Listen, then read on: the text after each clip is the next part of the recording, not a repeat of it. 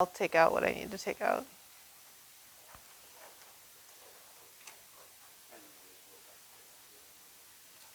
Okay, just a second.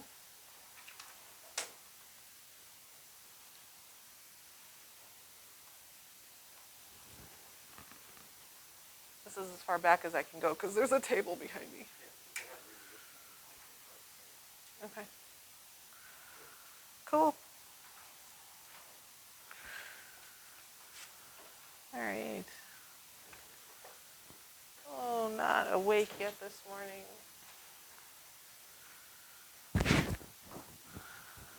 Come on in, have a seat. Don't trip on the tripod.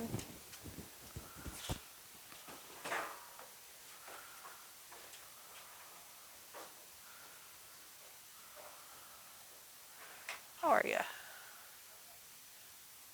Not awake.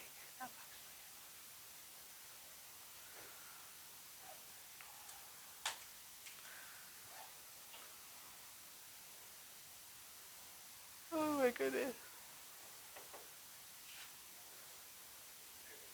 No worries, bud.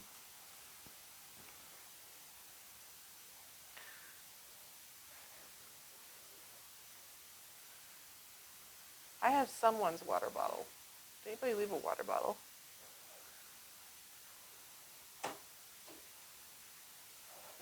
None of you guys yet? Okay.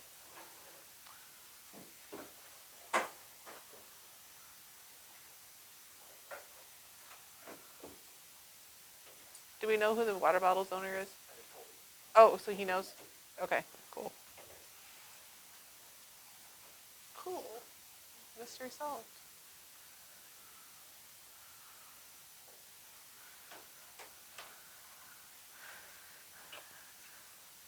Do I have Emily and Ashley here yet? That's you guys? Okay, I thought so. I'm like, you guys don't look familiar. I don't think I've seen you yet. Oh, awesome. Let me give you guys handouts. So I did kind of screw up though. I forgot to bring your guys' syllabuses with me. So, but I did send you guys that by email. This is all the paperwork from last time. Okay? And I'll trade you. Thank y'all.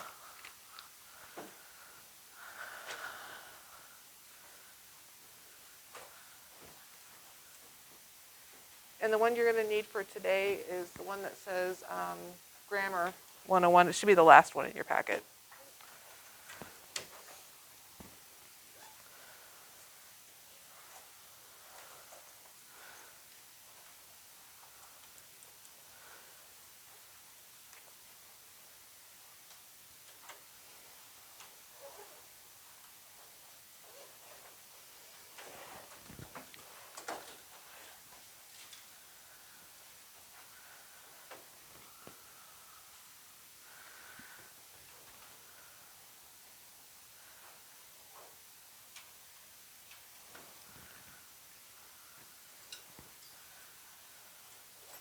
All right.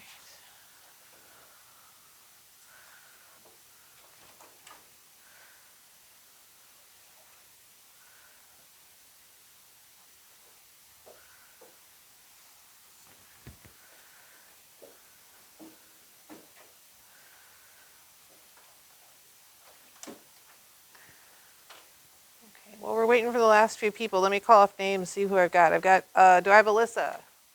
Gotcha. Amelia, but you go by something else, don't you? Or do you go by Amelia? You go by Amelia. It's just somebody. Alyssa, you go by Allie. Ahaha. Okay. I'll have this down by like the 8th class. Anna or Anna? Anna or Anna? Anna.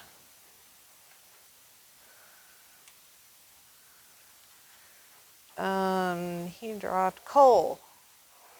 No, Cole was back there before. Remember that though. Okay. Delaney. Oh no, Delaney won't be here. That's right. She's not joining us this week. Devin. Gotcha. Dylan. No, Dylan's not going to be here till next week. Aaron. Gotcha. Felicia. Gotcha. Kyler.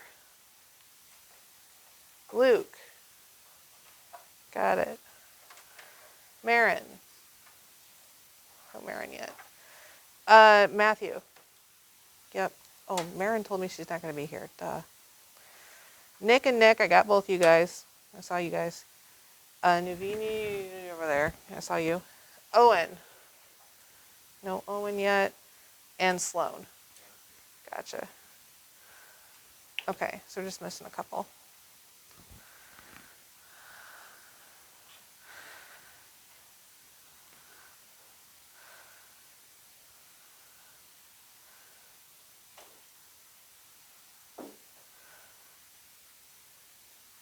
We're just missing Cole and Owen.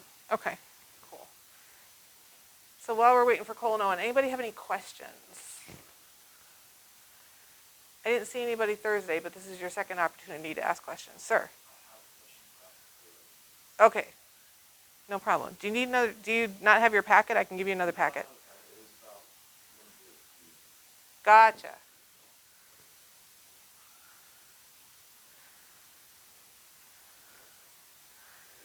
No worries, we got time. Ooh. At some point I'm gonna probably run into this table and like fall on my face because this was never here before. It's gonna be dangerous. But it'll be good entertainment.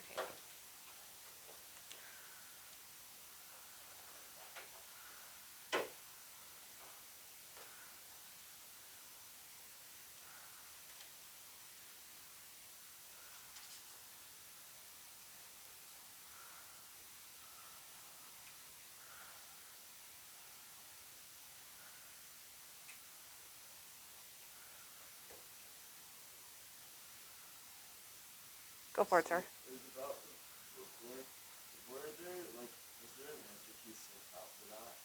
The answers for the book, so which one, ACT or SAT? ACT, okay. So your ACT, so your test is in the front of your book. You have 2022 version? Okay, so the test is in the front of the book, and then right behind the test is the answers, along with full explanations. Because on the email, that you sent out was the ACT practice answers, and I thought that was for that, and it didn't like match up. So Very true, that wouldn't match up. No, the ACT practice answers was for the ACT passage from the reading section that we didn't do in class, out of your packet. But good question. Sorry if that wasn't clear.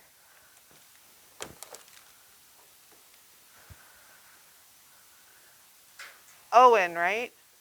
Owen or Cole? Which one are you? Cole. You're Cole, you're Owen. Okay, got it. But that takes care of both of you, so I can mark you both off. Bonus. Okay.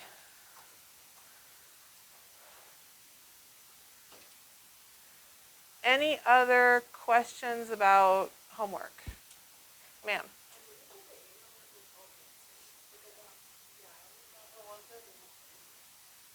You should have an email with the answer. Well, you won't get the answers to the book work because the answers to the book are in the book. But you didn't get the answer with the homework with the answer to the grammar problems? Well, that's no good. Okay, give me your email again. So ALY, okay, at 22@gmail. Okay, I'm sorry, I will resend that to you later today. I'm not sure why. Maybe I have something spelled wrong, but I will double check and get that to you. Yeah, no problem.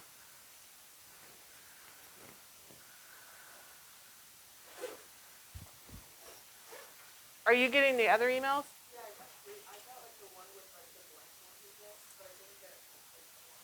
Did you get the one about like the Zoom? Yeah. So you're getting everything else, you just can't get that one. That's weird. Okay, but I will send that to you out today. All right, any other questions? Cool. All right, then we're gonna plow forward. Our goal today is to finish grammar. It's kind of a lengthy goal, but we're gonna give it a shot. So let's see what we can do. All right, so we left off on page 5 at the bottom with common error types. So that's where we're starting. All right. Okay, so the reason why I had you do, nice shot. So the reason why I had you do all this homework with complete sentences and prepositional phrases and relative clauses is we're building a foundation for identifying our error types. And once we have that good foundation of being able to find your subject and your verb, it's going to really help us get through these error types. Okay, we're going to use that foundation all the way through the grammar lessons. So let's look at our first error type. Our first error type is subject-verb agreements. Your subjects and your verbs have to agree. If one is plural, meaning more than one, then the other has to be plural. If one is singular, the other one has to be singular. Some of this you're going to be able to just look at it and go, yeah, that sounds right, that's the way it is. Some of it's going to be a little trickier than that. So let's look at the easy ones first, the ones where you can actually use your ears. Okay, so down here at the bottom, 1 and 2, I want you to do these without really thinking about it. The first one, we want Ryan plays soccer or Ryan plays soccer? Plays, right? Okay, yeah, again, no brainer. Number 2, Mary and Allison practice or Mary and Allison practices every day? Practice, yeah. Okay, again, kind of a no-brainer on those. Those should be really easy. 3 and 4, more no-brainers. Again, shouldn't be thinking too hard on these. They drive or they drives across town daily. Okay, should be a simple they drive, right? Piece of cake. Last one, he drift or he drifts into oncoming traffic regularly. Again, hopefully should be drifts. He probably won't do that for long. Okay, so now let's up the difficulty for 5 to 9. When we start upping the difficulty, now we start throwing in prepositional phrases and relative clauses. To make these easy, we're going to get rid of our prepositional phrases and our relative clauses. So let's look at number 5. Investigations into the scandal show or shows a lot more than we want to know. What's your prepositional phrase here? What can we get rid of? What can I knock out? Yes, ma'am. Into. Into what? Into the scandal. Knock it out. So what are you left with? Investigations show or investigations shows? Yeah, and right away that becomes much easier. Okay? So that's kind of how we make that easier. Fruit or chocolate, my dear? Which one were you? Chocolate. You were my chocolate. And no nuts, right? Okay. All right, heads up. Good catch. Okay. Number 6, films by Miyazaki and Natami. Apologize to them because I probably butchered their names. Including Miyazaki's Spirited Away, excite or excites the imagination. All right. Relative clause here, we got a comma phrase. What can I get rid of? Yeah, this is the stuff between the commas. It's out of here. Get rid of it. Prepositional phrase, fruit or chocolate, Sloan? Fruit. And then what else can I get rid of? Prepositional phrase, what do I have? Yeah. By. By who? By these guys that I can't say their names. So, films. Films excite or films excites? Excite. Okay. Do you see how much easier that makes it? Get rid of all that crap that's in the way. Don't need it. Number 7, her jewelry, in addition to her Pokemon cards, was or were stolen by the robber. So, again, what can I get rid of? What's my stuff that's set off here that doesn't need to be there? Yeah, that comma phrase. Get rid of it. It's out of here. So, her jewelry was or her jewelry were? What do you think? It was, right? Okay. All right, number 8. Number 8 and 9 are what are we, blah, blah, blah. Let me try that again. I do speak into English. 8 and 9 are what we call backward sentences. And that means your subject is actually at the end of the sentence. So these are a little funky, but the way we do these is we're just going to flip them around. So number 8, inside heaven's kingdom, rest Charlie and his angels. But again, before we do this, we need to get rid of our prepositional phrases. What's our preposition? What is it? Yes, ma'am? Inside. Inside where? Heaven's kingdom. Get rid of it. All right, now let's flip our sentence around. Put your subject, Charlie and his angels, in front. Charlie and his angels rest or Charlie and his angels rests? What do we want? Rest, okay. There is or there are many other examples to support my point. There's nothing in there I can get rid of. This to is followed by a verb, so that's a verb, not a preposition. I can't get rid of it. Again, I'm going to flip this sentence around.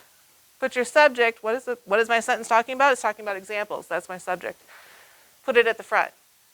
So do I want examples is or examples are? It's are, right? So there are many other examples to support my point. Okay. So again, do you see how the work we did last week, that foundation we laid, is going to help you when it comes to these more complicated sentences? Okay. So that's why we do what we do. Now, those were brain exercises. Those are not test questions, but they're things that are leading to test questions. Let's look at some test questions. When you guys see questions in my packets, if they say SAT question or ACT question, these are real test questions. These are test questions. These are questions off tests. Okay. All right. Number 1. The speakers of what has come to be known as Appalachian English have used a form of English that few can explain. Regular routine, guys. What's your preposition? What can I get rid of? Don't worry about the whole phrase. Just give me the preposition. Of. It's that of, right? We got an of right there. So the speakers of. Well, the speakers of what? What language are they speaking?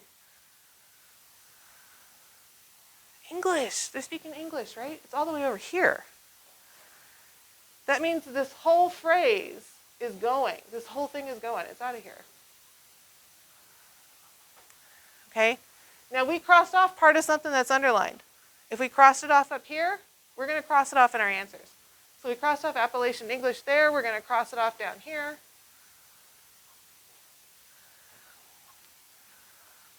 So we don't accidentally read it. Now let's look at our answers and let's see if we can figure out. Well, first of all, let's figure out if we want to leave it alone. So with what we have left, we have the speakers has used. Do I want the speakers has used? No, your ears and your brain should be going, oh dear God, that's horrible. So let's get rid of A. Okay, so let's put the others in. Do I want the speakers uses, the speakers use, or the speakers using? What do you think? I heard somebody say it. Who said use? Yes, thanks, Nick. The speakers use. Fruit or chocolate, sir? Fruit, you got it. Okay. Speakers use. Okay. Any questions on that? Do you see how what we did makes sense? Does that work for you? It's like an obstacle course. Okay.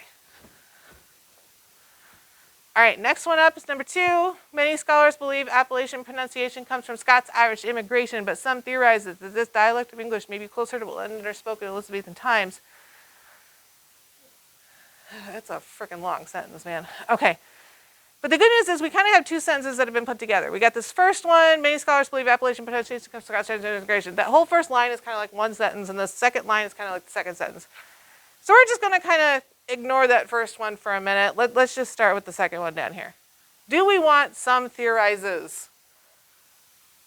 No, we can eliminate that right off the bat. So let's just get rid of no change. Okay, process of elimination here. Let's get rid of stuff that's obviously wrong. The other guys, when I look at them, some theorized, some have theorized, some theorize. They actually all should sound fine to you. Like ear-wise, we're okay. So what we really need to decide is, should I have this ed on the end of my verb? That's the real question. To figure that out, you want to find another verb somewhere in the sentence and make a match. So look at the front half. Our subject is scholars. That's who's doing our action in our sentence. What are these scholars doing? Ma'am, they believe. Believe, not believe, duh. It doesn't have a D on it. Okay? They believe. So I want to make my verb for the second half of the sentence match. Okay? It's not rocket science. Like, we don't want to make this hard. If this doesn't have a D, this shouldn't have a D. If this has a D, this should have a D. It really is that simple. So no D here on this verb, no D here on this verb. I want theorize. Okay? Just make your verbs match. All right. I think a lot of people try to make this concept of verb tense really difficult. We don't need to. You can make it complicated in English class. We're making it simple in the SAT. All right, any questions? Cool. Next. All right, speaking of verb tense, that's the next thing we're going to cover. So verb tense tells you the timing of an event. So it tells you if something happened today, yesterday, or it's going to happen tomorrow. Okay, that's all verb tense is. A lot of times in these sentences, especially in the more complicated ones we're going to get to, these are pretty simple, but in the more complicated ones we're going to get to, you can't trust what's underlined. You have to not look at what's underlined and get your context clues from the rest of the sentence as far as the timing. Okay? So we're going to practice that with these simple ones. So if I look at number 1, last year the team finished in last place. If I don't look at what's underlined and just look at the rest of the sentence, I get my timing right here from last year. So last year, that means I know it's already over, it's done with. So if it's over and done with, do I really want finish? No, what do I want? Finished. Yes, I need an ED. Felicia, I heard you in the back, my dear. Fruit or chocolate? Chocolate. I got peanut butter, Kit Kats, or Hershey's? Peanut butter. Hang on. They're not on the, why are they never on the top? Those always wind up in the bottom. Okay, long distance hurdle. Ready? Whoo! Okay. Yeah, that's all right. You got it? Okay. All right. All right, number 2. Next week the team traveled 300 miles. Again, ignore what's underlined. Go for your other context clues we got next week. So that means it's coming in the future. So if it's coming in the future, I don't want traveled. That's going to be past tense. How can I fix it? There's a couple different ways. There's a couple options. Ma'am. Will travel. Let's get rid of it. So will travel works. You could also do travels. Again, just whichever one happens to be in your answer choices would be good. And then number 3, this year the team is played a demanding schedule. So is played. I really don't want is played, right? And this year, so I want something that's happening right now. Miss Sloan. Plays. So if I did plays, you like fruit. If I did plays, the team is plays. Is that going to work? No, because is isn't underlined. If is was underlined, I could change it to plays. How else could I change it? Owen. Is what? Playing, yeah. So switch it to playing. Now, if plays was is was underlined, we'd be fine. Fruit or chocolate, sir? All right. Okay. Any questions on those? Those make sense. Yeah. Okay. They're pretty straightforward. They're not bad.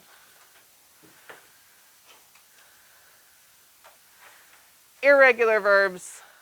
So, what we just did, those are regular verbs. Regular verbs, you change the tense or you change the form simply by changing the ending.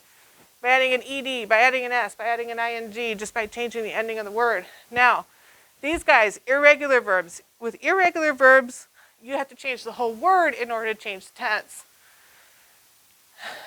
So the first, I gave you a whole table of these. These are favorites on the SAT and ACT. Again, for the most part, this is pretty straightforward. If you're a native English speaker, which I think pretty much everybody in here is, you're going to do this without thinking. Okay? My people who have trouble with this are either A, not native English speakers, English is their second language, or B, are deeply, deeply, deeply Southern and speak with a very, very Southern accent. Those are my people who have issues with this. Otherwise, for the most part, you're going to do this without thinking. I do want to talk to you about 2 of them, and those are the ones in bold on your paper, lay and lie. These are favorites of your test makers, and a lot of people don't know when to use which one.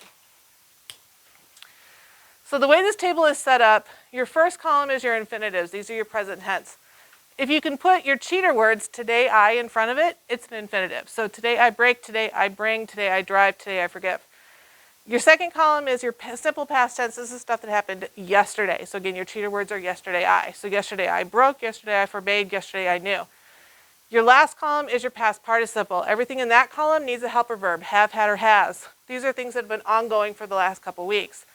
So for the last 2 weeks, I have become, I have driven, I have forbidden, I have gone. Okay? Now let's talk about these 2 special dudes. Lay, laid, and laid. This one is what we call the passive voice. So this guy is passive. Now, what do we mean by passive? What we mean by the passive voice is that you are doing the action, you are the subject of the sentence, is doing the action to the object. So, for example, today I lay the marker on the tray. Yesterday I laid the marker on the tray. I have laid the marker on the tray every day for the last 2 weeks. Okay? That would be an example of how to use the first one. Okay? The second one, lie, lay, and lain. This is if you or the subject of your sentence is doing the action, which means it is what we call the active voice. Okay? So an example of how to use that one, today I lie on the bed. Yesterday I lay on the bed. I have lain on the bed every day for the last 2 weeks. The test makers like to mix these two up because nobody in their right mind uses the word lain. Okay? So be aware of that and watch for it. The only time I've heard it used correctly, the word lain, was in an audiobook that was set in King Henry VIII's time, and it like immediately took me out of the story because I was like, ooh, SAT word. And I was like, oh, that was kind of a bummer. Okay. Any questions on that? Okay.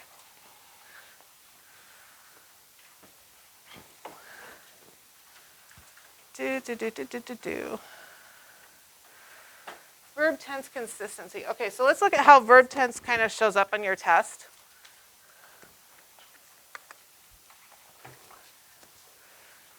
And that's in what we call verb tense consistency.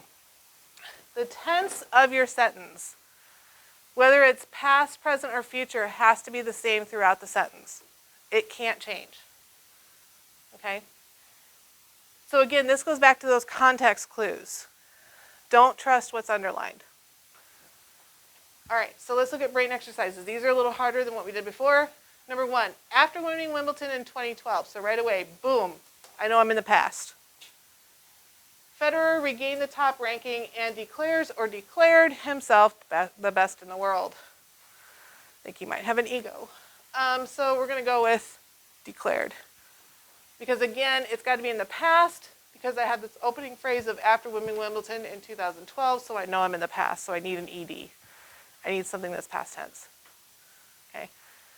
Make it a sense? We all good? Yeah. Okay. Number 2. When Columbus and his crew discovered America in 1492, again, immediately I know, aha, I'm in the past. How many Indian tribes, or how many? There's no how there. When Columbus and his crew discovered America in 1492, many Indian tribes welcomed them graciously. Again, I know I'm in the past. I want my ED. So when she's welcomed. Okay. Number 3. Although the giant panda's diet consists primarily of bamboo, most other bears hunt or hunted for food. Now, in the opening here, I have this verb consists. Is that present, now, past, or future? Where am I at with consists? Man, yeah, it's happening now, right? It doesn't have an ED, so it's not the past. And it doesn't say will consist, that would be future. So it's happening now, consists. So if that's happening now, hunt or hunted, I'm going to want hunt because hunted would be past. Again, I want to make a match. Number 4, she bought her dress at Walmart, yet it impresses or impressed everyone at the party. I've got the word bought. That's my verb. That already happened. So I want this to already happen as well. Past tense, impressed. Okay? Make a match. All right. So those are brain exercises. Let's look at how this shows up on the test. Let's do some test questions.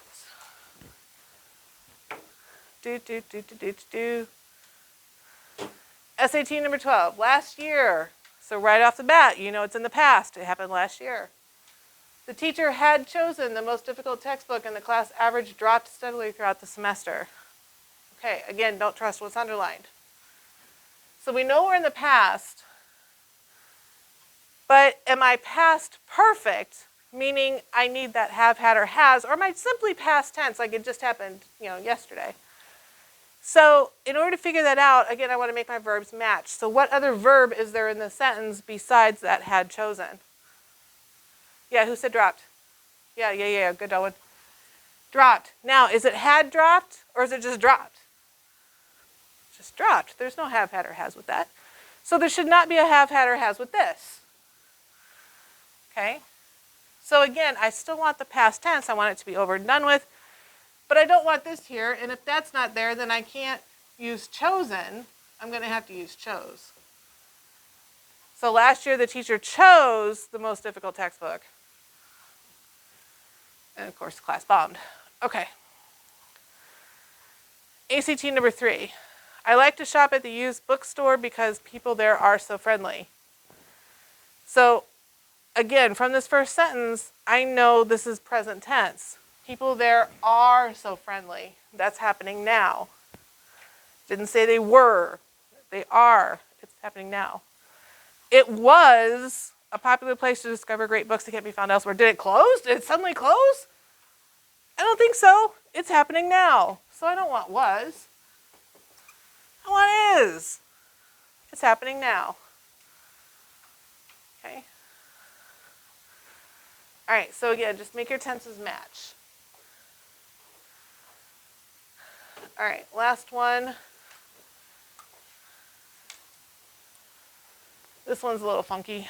By 1999, the internet would have already drastically changed the way people around the world communicate. Again, I have to not look at this. I have to ignore this. Because that's going to put our brain in a time frame. And I can't do that because that's probably wrong. So I have to look at this, by 1999. So by 1999, that means it's over and done with. It might still be going on, but it is over and done with. So if it's over and done with, then I know I definitely need something past tense. I need something with an ED on it, for sure. Okay? So if I look at my answers, I know I need an ED. My no change would have an ED on it, but I can get rid of C. B and D both have an ED, so I'll keep those. Okay. So I'm left with A, B, and D at this point. The only one that's strictly past tense, it's already happened and it's over and done with, which is what we want if we're talking about by 1999, is going to be your had. So anytime you want something that's strictly past tense, that's over and done with for sure, look for that had. Okay? So over and done with past tense is going to be your had, so that means the answer has to be B.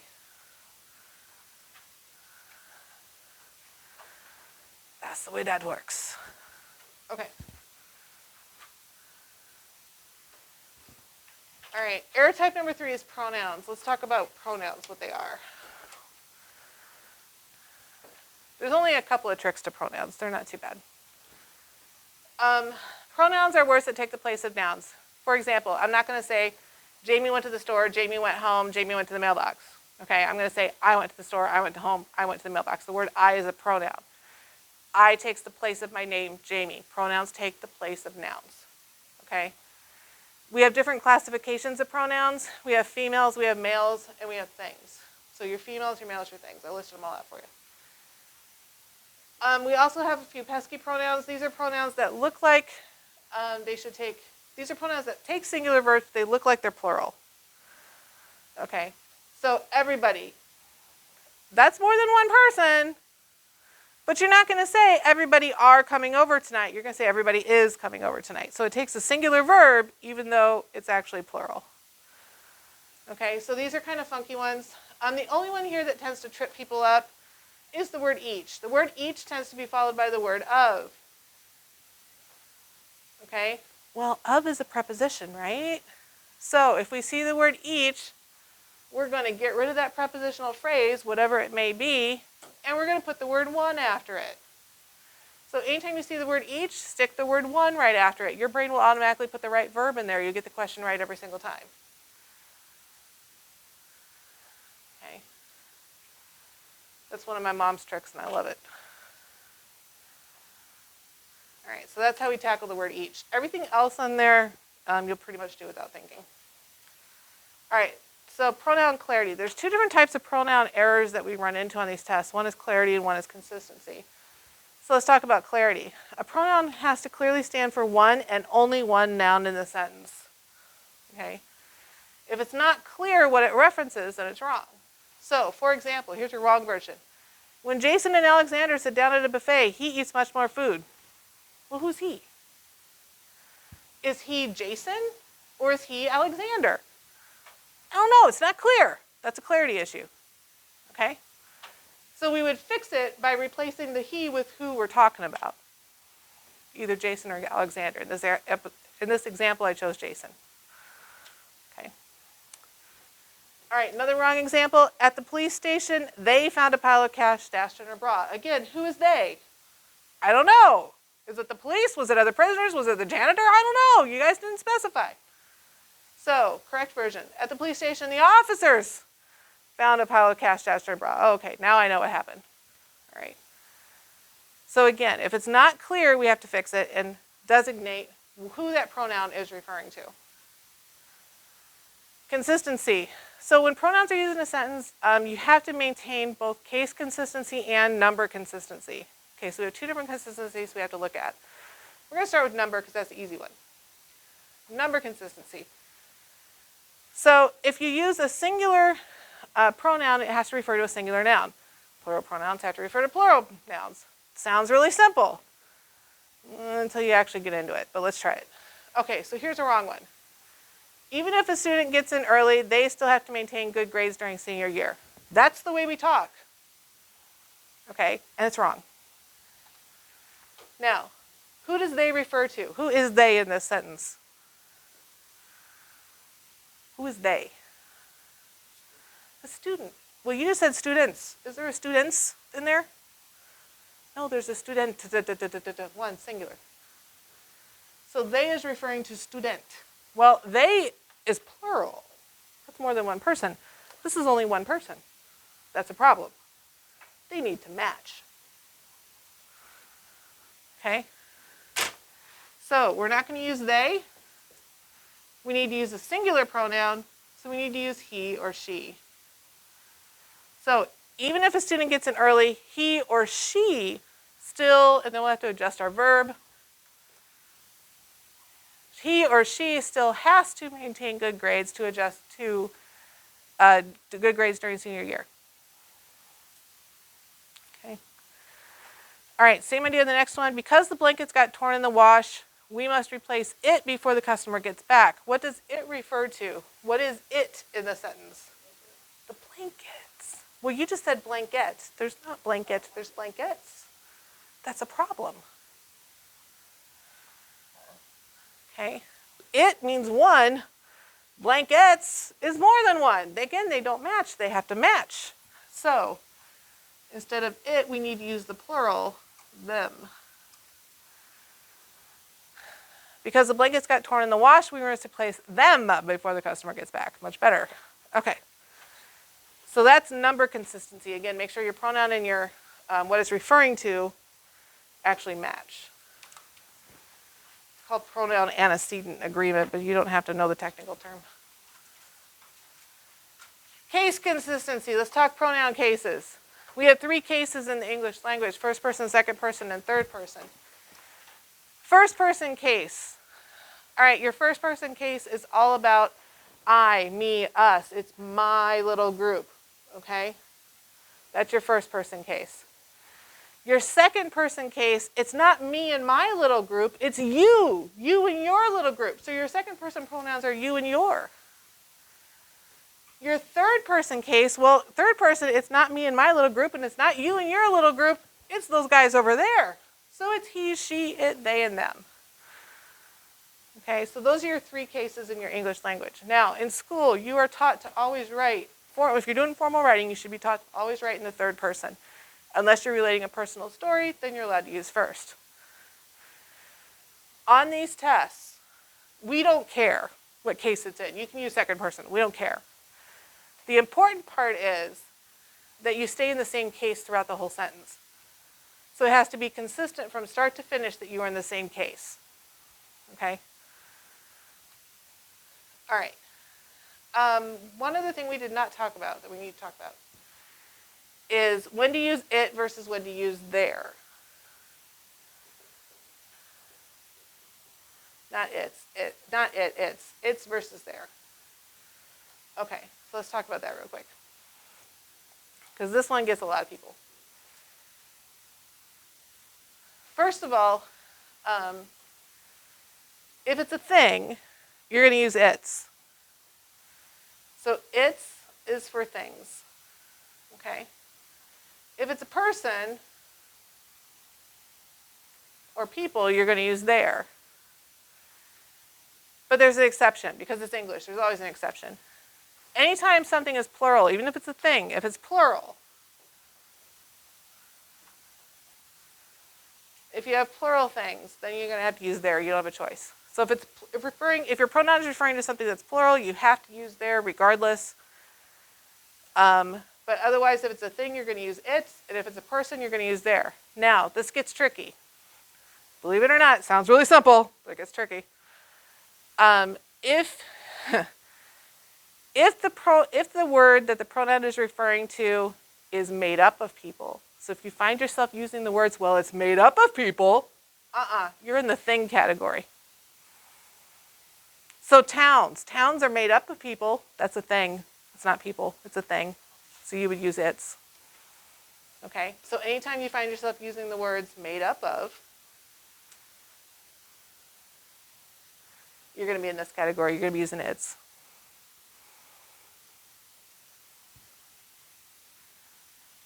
Okay.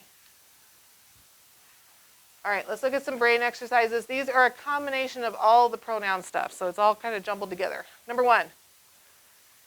The team nominated their or its goalie the most valuable player. What word of the sentence is their or its referring to? The team. Is that a person or a thing? It's a thing. Again, it's made up of people, but if I'm using made up of, I got to use its. So the team nominated its goalie, the most valuable player. Now, team is a thing, but if I said players, the players nominated its or their goalie the most valuable player, then it would be their, because players are people, but team is a thing. It's a fine line. Okay, do you see the difference? All right. 2, 3, and 4, these are compounds. Let's look at how we handle compounds. Anytime we have compounds, what we're going to do is we're going to get rid of the part that is not the pronoun and just test the pronoun. So, for example, number 2. My friends and I or me took the train downtown. Get rid of the part that isn't the pronoun. Get rid of my friends and. Would you say I took the train downtown or me took the train downtown? I hope so. Yeah. Me took the train downtown. No, bad. Okay. Number 3, we have 2 pronouns we have to test, so we're just going to work them one at a time. Her or she and I or me took worked on the group project together. So I'm going to start by getting rid of the first part. Would you say I worked on the group project or me worked on the group project? That should be an easy one. That should be an I. And then we're going to get rid of the second part. Get rid of that one. Would you say her worked on the group project or she worked on the group project? She. So final result, she and I worked on the group project together. Okay. Number 4 gets a lot of people. The crowd pushed Caesar and I or Caesar and me onto the stage. Again, get rid of Caesar and. The crowd pushed I onto the stage or the crowd pushed me onto the stage? Me. We are very conditioned to put I at the end of a sentence, okay? It doesn't belong there half the time. You only use I at the end of a sentence if you have a linking verb. Remember those linking verbs? And, is, are, was, were? We don't have a linking verb here. We have an action word. We have pushed. If you have an action word, it's going to be me. If you have a linking verb, it's going to be I. That's your rule. Okay. All right. 5, 6, and 6, and 7, and 8. All 3 of those are those pesky pronouns. So let's look at those. Someone drive or someone drives Joe to the store every Saturday? Drives. Everyone like or everyone likes chocolate sauce on his or her ice cream? She likes. Each of the flowers is or are beautiful. Be careful. We have the word each. What do we do with the word each? Well, start here. What's your prepositional phrase? Of. Get rid of that of. Of the flowers. Knock it out. You have the word each. Put the word one after it. Would you say each one are beautiful or each one is beautiful? Is. So, final result, each of the flowers is beautiful. It's not the way we speak, but it is standard written English. Okay, watch out for those. Nobody do it better than John or nobody does it better than John? Does, assuming you're not giving a command. Nobody do this better than John. All right, number 9. Although many people believe the tiger is fierce and ferocious, they are or it is quite peaceful. It is. We're only referring to one. We have one tiger, so we're only talking about one thing. If we're talking about one thing, we need an it. The toxic level of water bottles isn't apparent to most people because they assume its or their plastic content is harmless. What is its or their referring to? Water bottles. Oh, we're talking about the bottles, plural. Plural, plural, plural. When you have something that's plural, do you use its or theirs? Their. Okay. That's how we apply those rules. Any questions? All right. Time for test questions.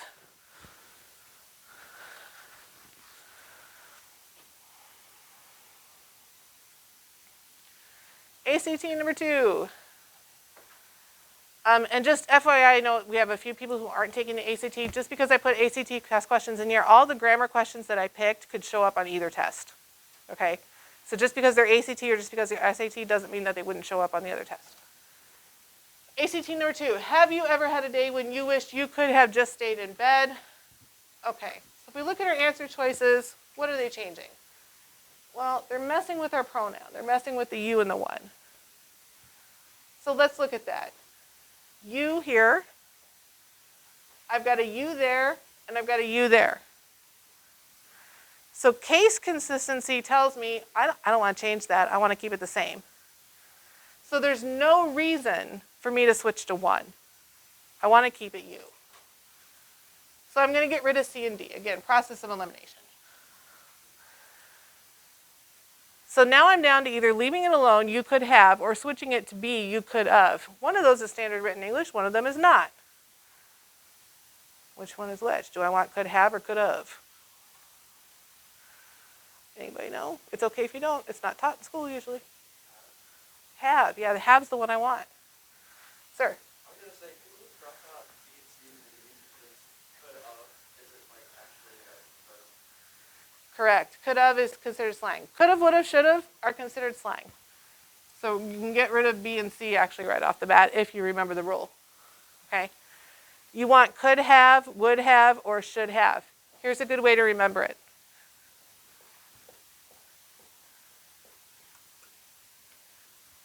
You've probably seen that contraction before. What does that contraction stand for? Could have. Okay? It doesn't stand for could have, it stands for could have. Okay? And the test will never make you pick between the contraction and the written out. Like, as far as they're concerned, these are the same. But this is a good way to remember it. Your contraction stands for could have. So you want could have, not could of. Or would have, not would of. Okay? All right, ACT number 1. Each of the first 3 taxis I saw were too far away to hail. I have the word each. So get rid of your prepositional phrase. What follows it? We have an of. We pretty much always have an of after the word each. So of what? The first 3 taxis. Okay, and again, I'm going to put the word one because I have the word each. So each one I saw were too far away to hail. So do I really want each one were? No, what do I want? Was. I want was. Each one was. I don't want to switch to is because I don't want to change tense. There's no reason. There's nothing in this sentence that tells me to change tense. So I'm going to keep it with past tense the way they wrote it, but I'm going to switch it to the singular was. Okay.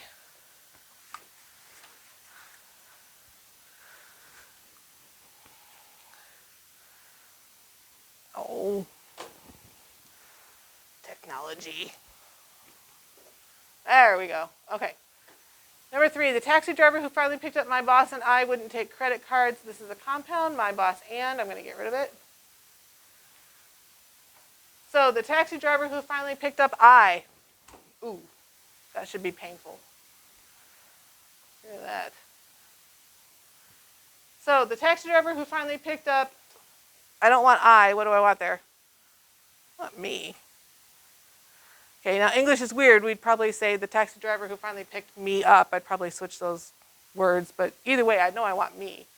The only one that has me in it is C, so it's got to be C. Okay. All right.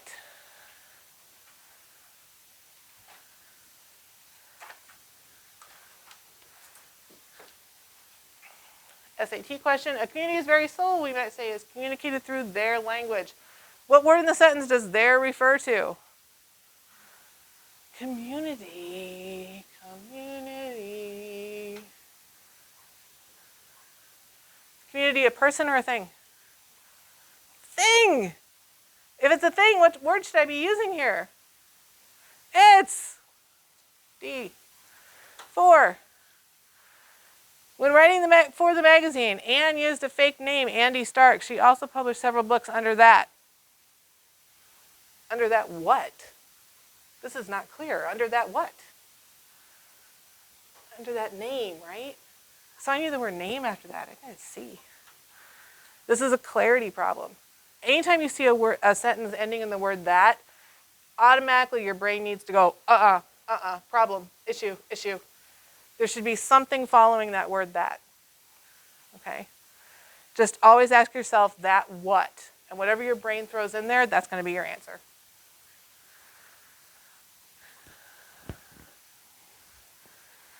All right. Last one, number 9.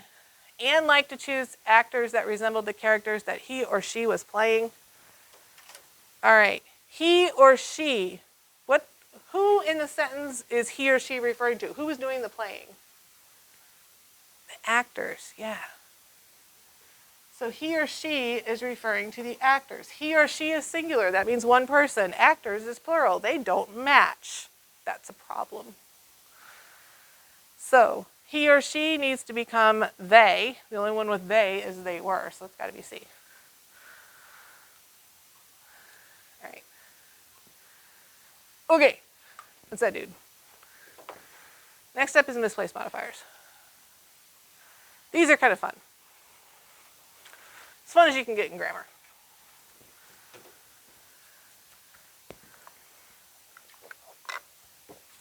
Okay. So we have adjectives and adverbs. Those are both modifiers. Adjectives are words that describe nouns, people, places, and things. Okay, so these answer the questions: what kind, which one, and how many. So, for example, the blue dog. Which one? The blue one. Okay. The 7 dwarves. How many? 7. 7 and blue are both adjectives. Adverbs. Adverbs are a little more versatile. They can describe verbs, adjectives, or other adverbs. These tend to end in ly. So if you see something ending in ly, you probably have an adverb. These answer the questions how, where, when, to what extent, which means how long or how much. She walked down the stairs carefully. How did she walk down the stairs? She walked down them carefully. So carefully is an adverb. It's answering the question how. Okay, it also ends in ly, which is a big indicator that you probably have an adverb. All right, let's look at some brain exercises. So when they're screwing these up, they're usually picking out an adjective instead of an adverb or vice versa. They're just putting the wrong one in there. So if we look at number 1. No one took her warning serious, or no one took her warning seriously? Seriously, right? Okay. The reason is it's answering the question how. How did they take it warnings? They took her seriously. So it's answering the question how. I need to know why. Number 2, she speaks so loud or so loudly that I can't hear anything you're saying. This one gets a lot of people because of the way we speak. It's not proper grammar. Again, think about the questions asking, or question is answering. That word is answering the question how. How does she speak? She speaks loudly. If it's answering the question how, you need an ly. Number three. Number three has to do with a different rule. If you have multiple descriptive words describing a single word, then the word that's farthest away from the noun that it's describing gets an ly. Okay, so I'll say that again. If you have multiple descriptive words describing a single word, a single noun, then the word that's farthest away from the noun is the one that gets the ly. All right, so let's try that rule number three. Blizzard is a charming, energetically puppy or charmingly energetic puppy? Yeah, it's got to be this one. So again, they're both describing puppy. The word that's farthest away is charming, so he needs the ly. It's got to be this one. Okay. Your brain should also kind of not like that guy. Your brain should kind of go, oh, yeah, no, that doesn't sound right.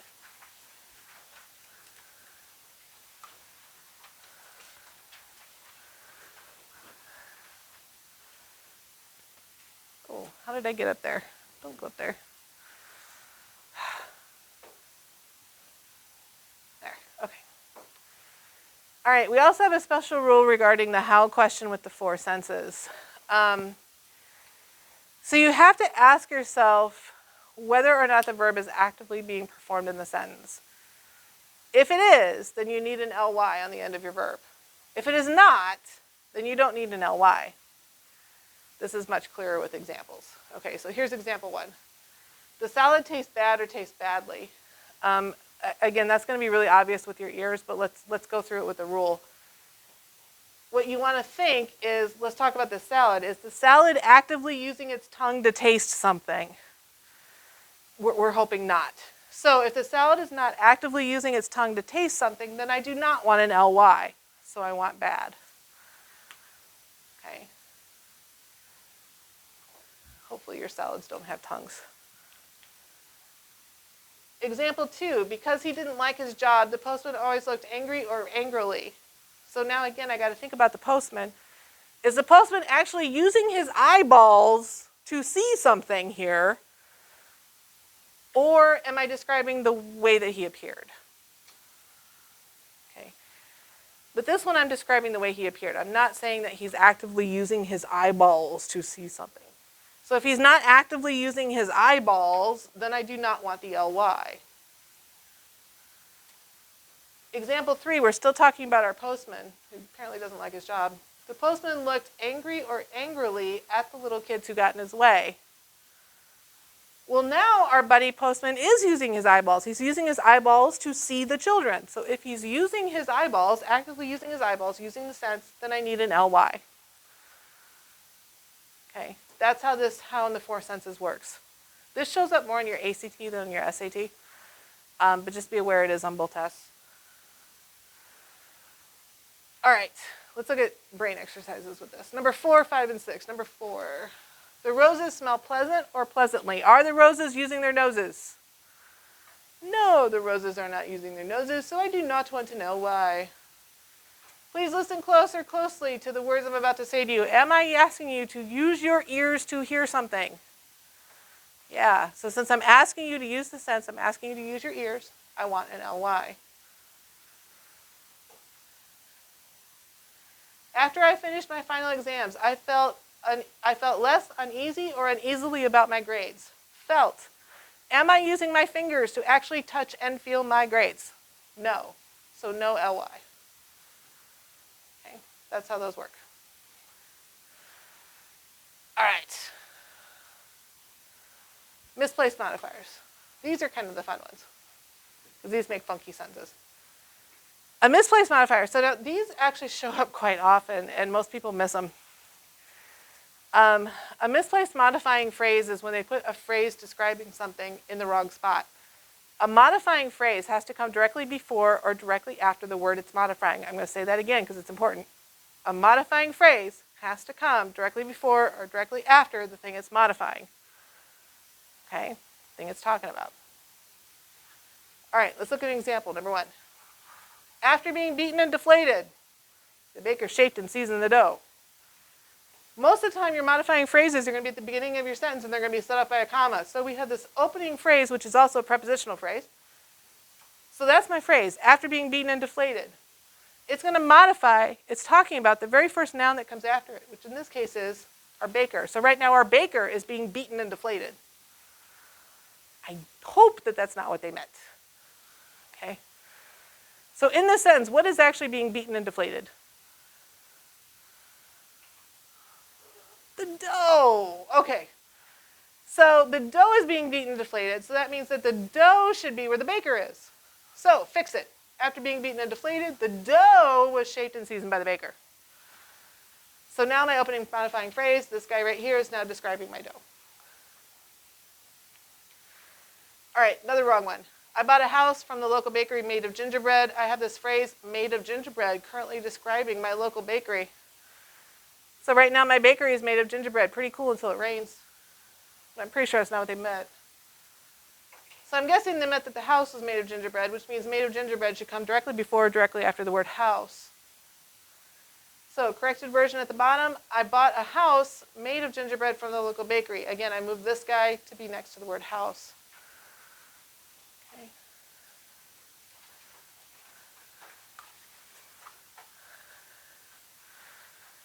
All right. One more wrong version on the next page. Running fiercely to the bathroom, John's pants dropped. So again, open modifying phrase, running fiercely to the bathroom. We have to look at what it's describing. Anything with an apostrophe S on it is not a noun. It is an adjective. Okay? So John's is not a noun. It is an adjective. It's describing pants. So the very first noun that comes after this phrase is actually pants. So right now, the pants are running to the bathroom, not John. That's a problem. Well, at least it's a problem for John. All right, so running to the bathroom, John dropped his pants. Better. Okay? Still not good for John, but at least we're in the right order. All right, let's look at how this shows up on the test. SAT number 1. Since the age of 10, tennis has been my daughter Kayla's fascination. So again, opening phrase, since the age of 10. Currently describing the first noun that comes after it, person, place, or thing. That would be tennis. Pretty sure tennis is more than 10 years old. That's a problem. Who is 10 years old in this problem? Kayla. So that means Kayla should be where tennis is. So go to my answers, get rid of no change, get rid of B. Those both have tennis. Let's look at C and D. We have my daughter Kayla or my daughter Kayla's. Again, anything with an apostrophe S on it is not a noun. It's an adjective. This is describing fascination. So now the fascination in part D, fascination is now 10 years old. I don't want fascination to be 10 years old. I want Kayla to be 10 years old. So D is out. It's got to be C.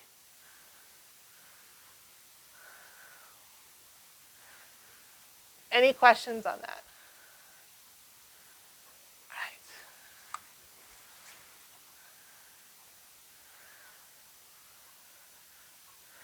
SAT number 6, made and shaped from wood. Players found the first rackets difficult to play with, but by improving the underlying technology, blah, blah, blah, blah, blah, don't really care.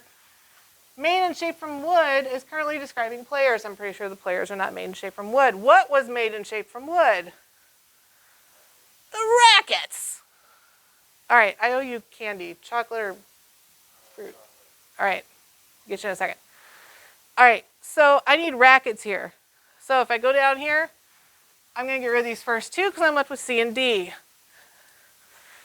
There is nothing wrong with either one of those. Anybody remember our general rule if I have two correct answers? The shorter one, the shorter one. All right, so we're going to choose the shorter one here, which is C. And we're going to go to ACT 12. Growing in confidence, her movements became more smooth. Okay, so growing in confidence is currently describing movements, right? Well, movements shouldn't grow in confidence. People should grow in confidence. So again, this is wrong. So I need a person. B is the same thing. Get rid of that. I'm left with C and D. Yeah, it's got to be C. I need a person. She, right there. She's growing in confidence. The way she moved is equally bad as movements. Okay. All right. Hopefully you're seeing how grammar becomes a lot easier when you guys know the rules. All right. Number 9, she swung and missed the ball, squinting at the sky. So now we have squinting at the sky, currently describing the ball. So the ball is squinting at the sky. Well, that's not going to work. All right. So a lot of times the way your ACT will phrase things is that they'll ask you a question, then they'll throw this in here. The best placement for the underlined portion, assuming proper capitalization and punctuation, would be where? So in other words, they just want you to move it where it's supposed to be. So who was squinting at the sky? She was, right? Okay, so it's got to go somewhere around this word. It either has to go directly before or directly after it. Nothing in between. Okay, so directly in front of or directly behind. Nowhere in between. No words in between. So the only one that does that is at the start of the sentence. If I do C, I'm going to have the word swung in between. Don't want that. Directly before, directly after. Nothing interrupting it. All right.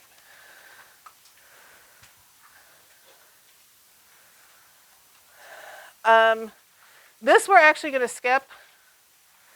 You guys can read through that on your own. It's fairly straightforward. Let's talk about contractions and homophones.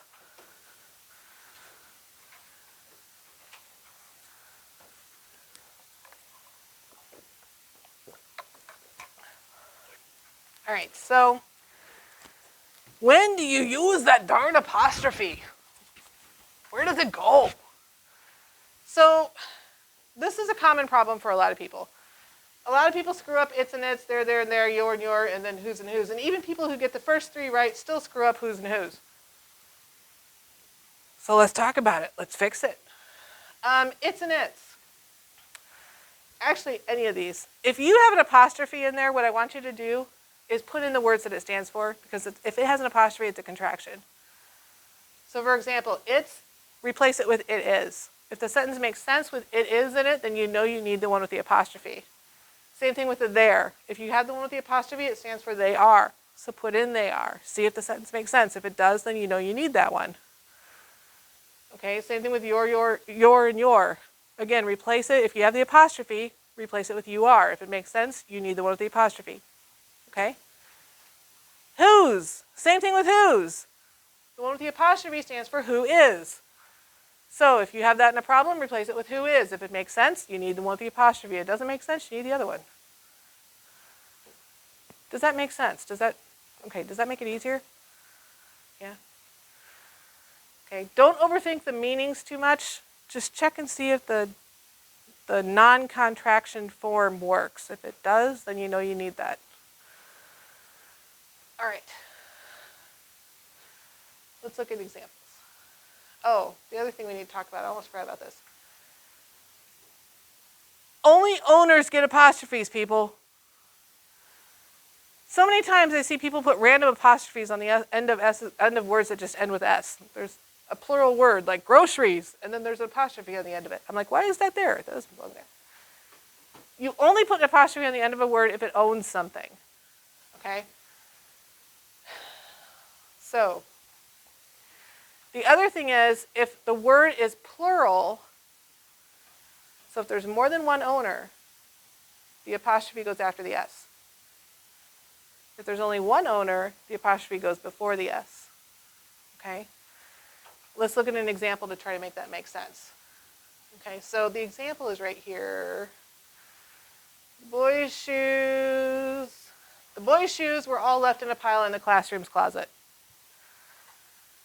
Okay? So I would have to tell you, hey, there's more than one boy in this room. Okay? If I didn't tell you that, then this wouldn't make sense.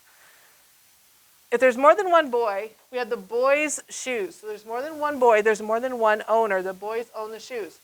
There's more than one owner, so the apostrophe goes after the S on boys. Okay? Now, classroom. The classroom owns the closet, so the classroom needs an apostrophe. But there's only one classroom, so the apostrophe goes before the S. So one owner, the apostrophe goes before the S. Multiple owners, like the boys, the apostrophe goes after the S. Any questions on that? You okay with that concept? It's going to come up, I promise you. Okay. There's an exception to the rule because this is English and we know there's always exceptions. And that is if the person's name or the word naturally ends in an S, we don't add an extra one. So let's just say we're trying to say Chris's computer. Okay, so if I'm trying to say Chris's computer, Chris is the owner, he needs an apostrophe. But I don't want to put an apostrophe S on this, then it becomes Chris's computer. Like, that's ridiculous. So I'm going to pretend like he's plural, even though he isn't. I'm just going to put an apostrophe on the end of his name and say Chris's computer and be done. So if the person's name or the word naturally ends in an S, pretend like it's plural, just stick an apostrophe on the end, and that's it, you're done. Okay. All right.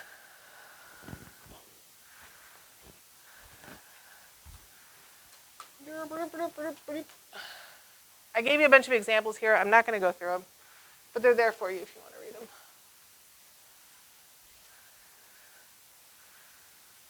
Okay. On the next page, let's look at test questions. Number 5. I go to a school whose parking lot can accommodate only 10 cars.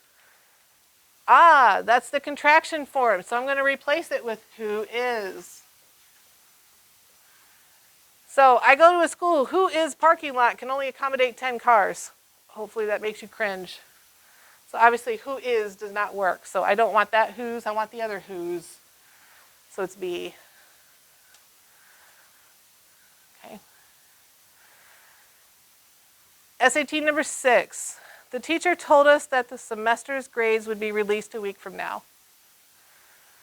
Semester's grades. Okay, let's look at that. Is there no underline in this one? Well, that's not happy. Okay. Sorry, guys, that should be underlined.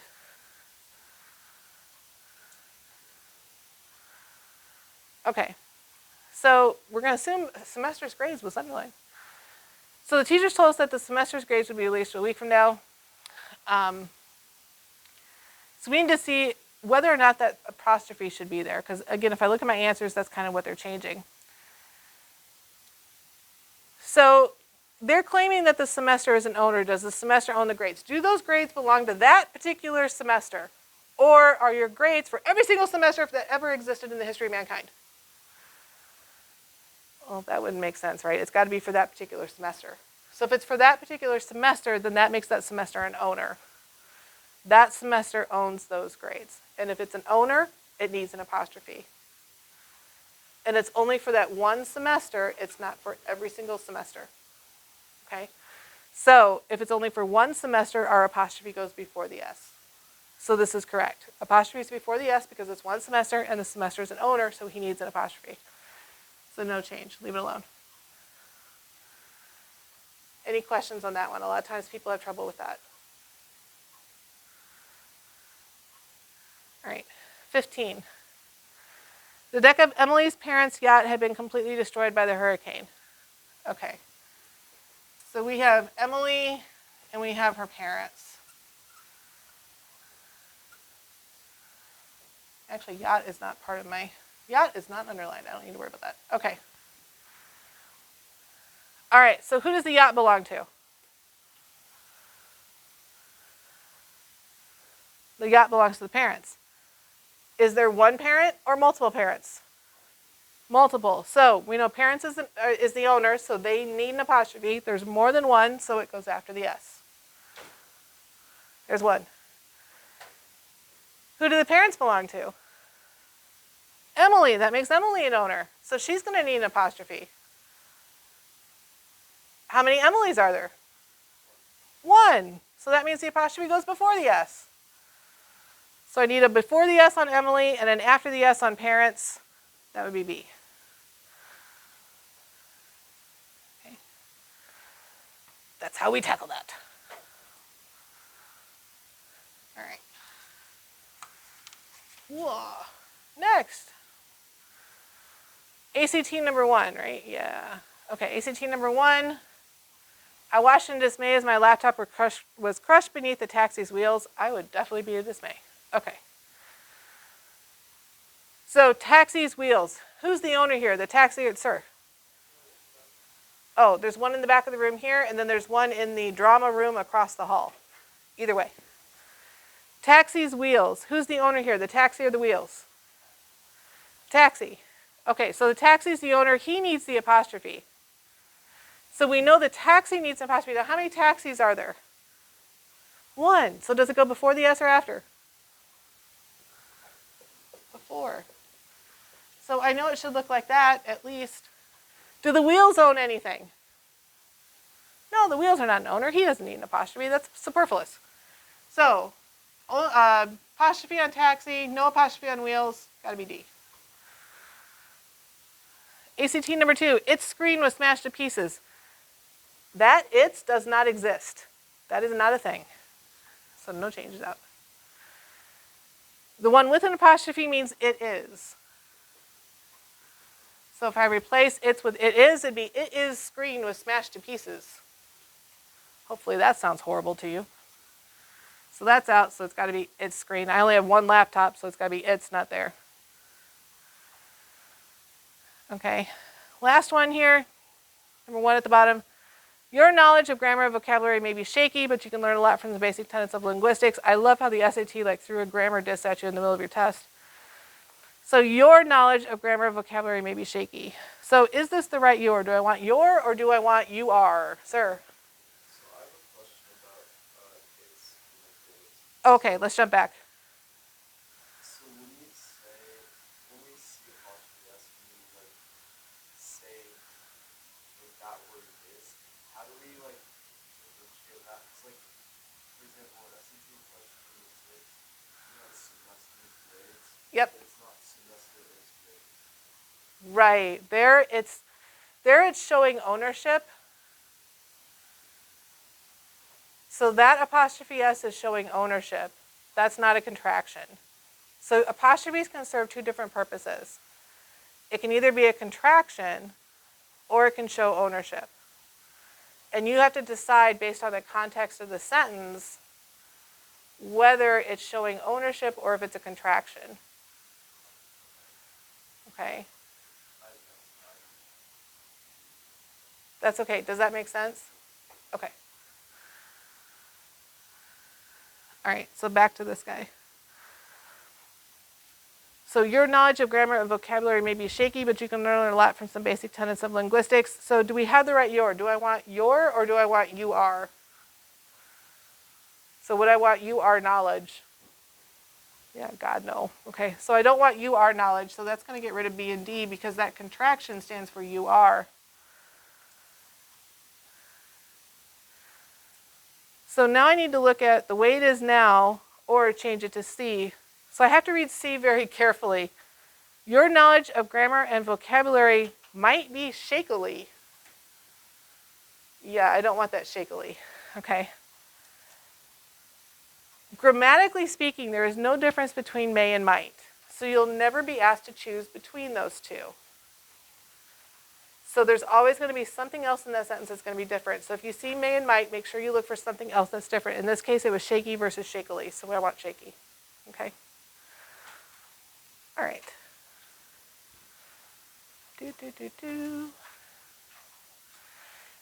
Conjunctions we're actually going to skip. Again, you can read through that on your own. And we're going to go to punctuation.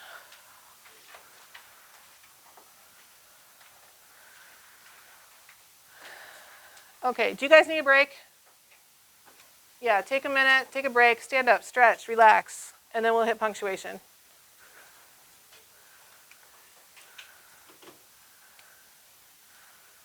Sir?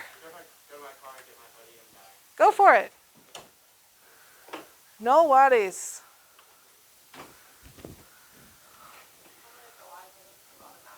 Oh, you're fine. No, it's okay. No big deal.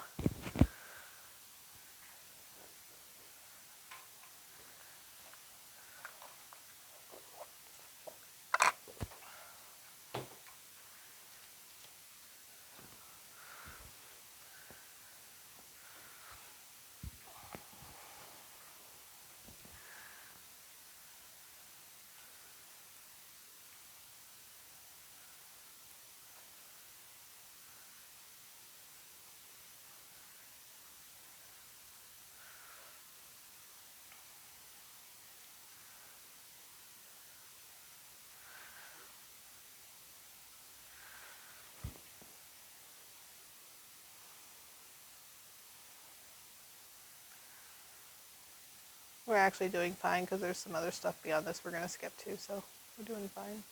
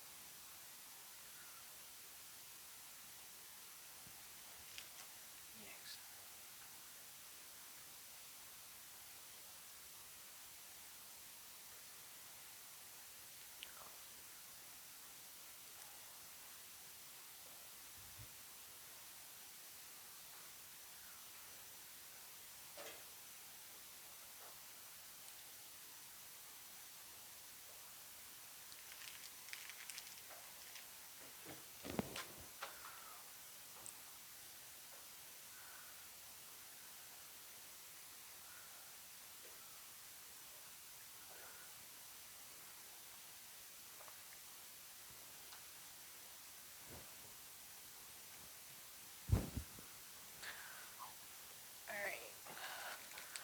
We're all back, yeah, yeah. All right.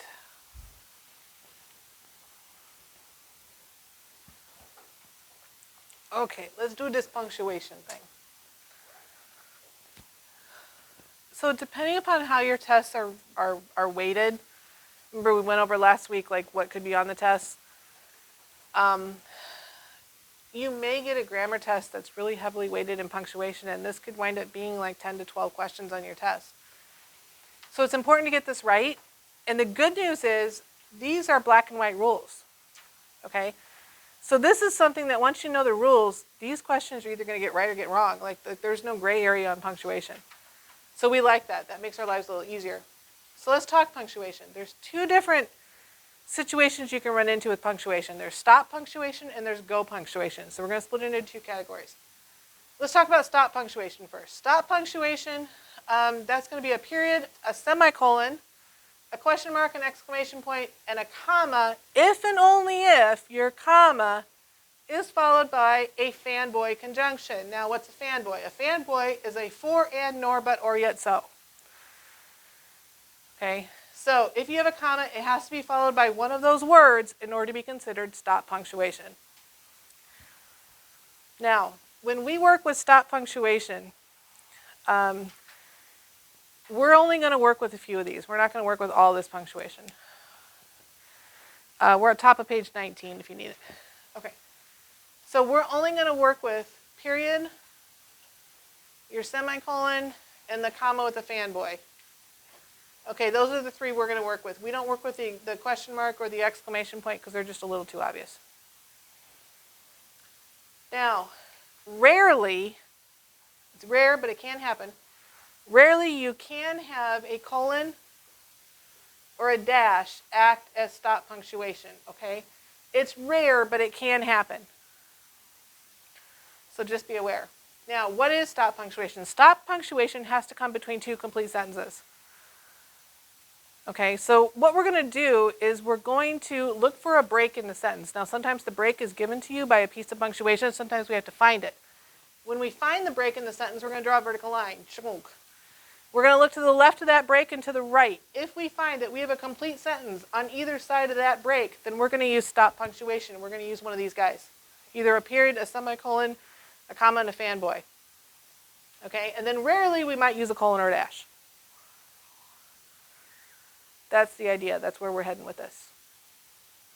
Okay. But stop punctuation, for me to use one of these, it has to come between two complete sentences. It absolutely must. If it's not, I cannot use those. It fails. All right, so let's put those over here. We're going to need them in a minute. Comma with a fanboy conjunction. All right. I'm going to get rid of that. Leave that over there. Scroll down.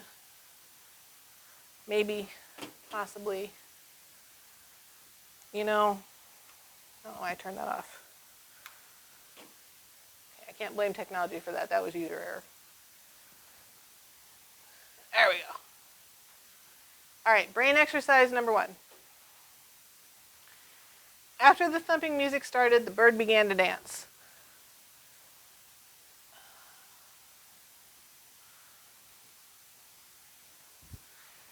Okay, so they gave us the break in this one. They gave us a piece of punctuation. So we're going to put our vertical line right there.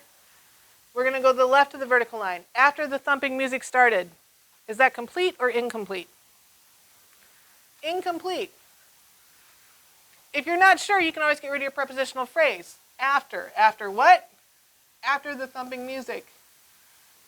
All that you're left with is started. That's definitely not a complete sentence. That fails.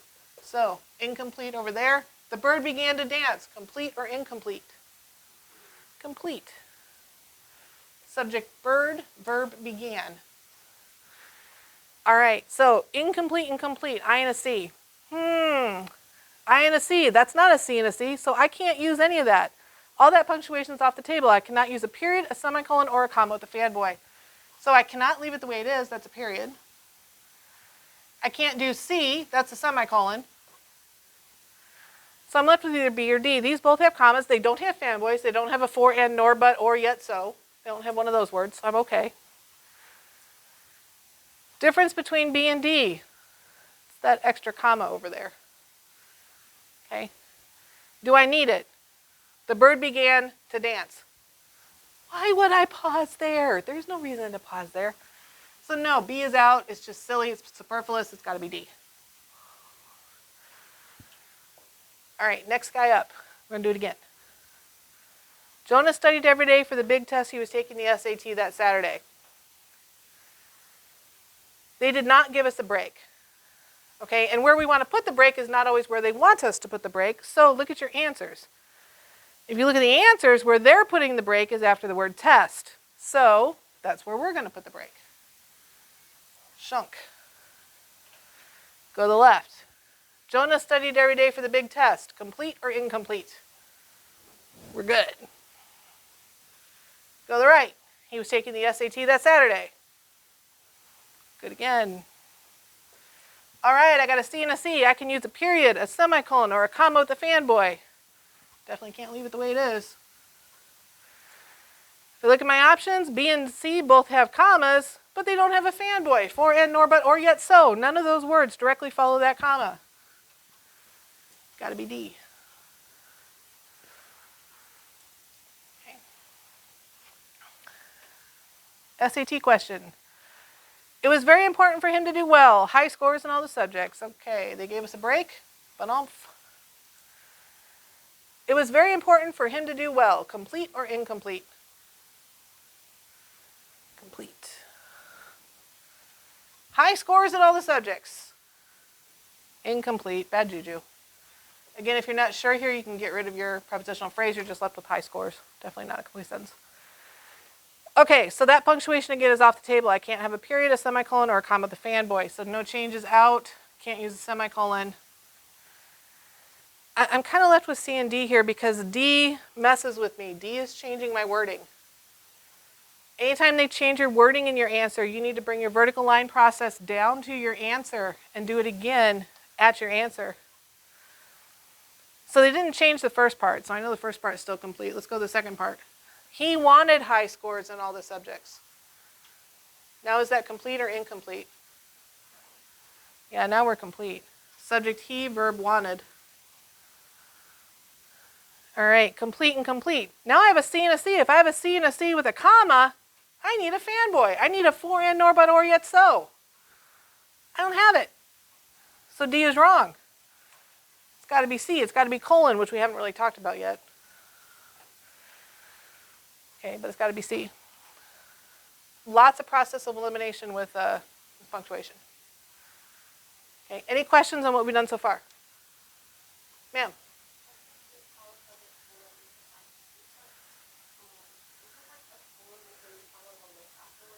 That's one way to use a colon, but there are others. There are others. This is another way to use a colon.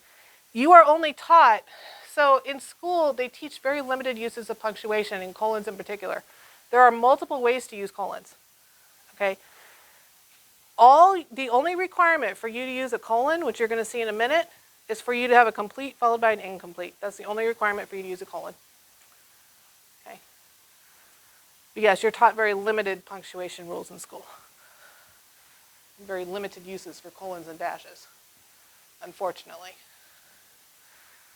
So far, are we okay then? Okay. Ooh, did not mean to erase that. You stay there.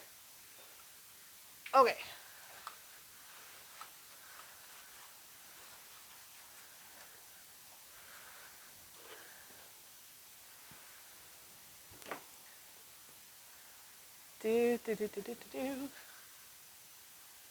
All right, brain exercise number 2. A waltz is particularly difficult. It follows a 3-beat pattern. So again, they gave us the break here with this piece of punctuation.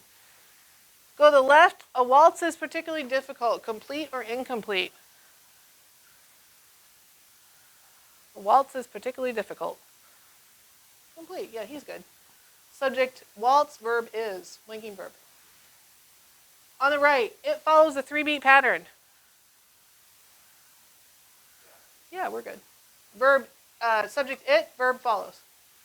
Complete. We got a C and a C with a dash. So this is an example of that rare case that we talked about a few minutes ago. So rarely you can have a colon or a dash with a C and a C punctuation and it's okay. So we have a C and a C situation, colon or dash, it's all right. It's just a rare case. This is an example of it, so no change, we're all right. If you don't remember that, look at your other options.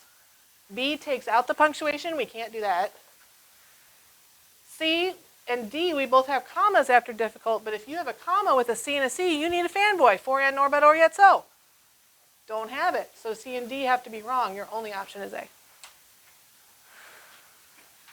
All right. So that was stop punctuation. It's got to come between 2 complete sentences. Let's talk go punctuation. So go punctuation, stop punctuation covers C to C. Go punctuation covers everything else. So for go punctuation, you might have a C and an I. You might have an I and a C. Or you might have an I and an I. So let's look at the punctuation for each case.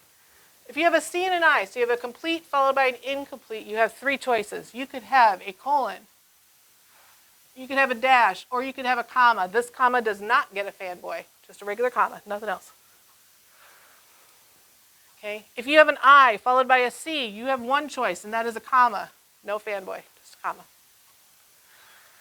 If you have an I and an I, You don't want any punctuation. No punctuation with an I and an I. Okay. All right. Let's look at some examples. Procedure is the same. Parrots don't respond well to genres with the least noticeable upbeat, waltzes, and salsa. Again, they gave us the break. Check it out. Go to the left. Parrots don't respond well to genres with the least noticeable upbeat. Complete or incomplete? Complete. Go to the right. Waltzes and salsas. Yeah, obviously incomplete. All right. So C and an I. My choices with C and an I are a colon, a dash, or a comma. So I can't leave it the way it is. That's a semicolon. If I look at the other three, well, they're all on my list. Comma and colon. So now I got to look closer. Let's start with B. If I put a comma in there, what does it do to the words upbeat, waltzes, and comma? Upbeat, waltzes, and comma. Upbeat, waltzes, and salsa if I put commas in there.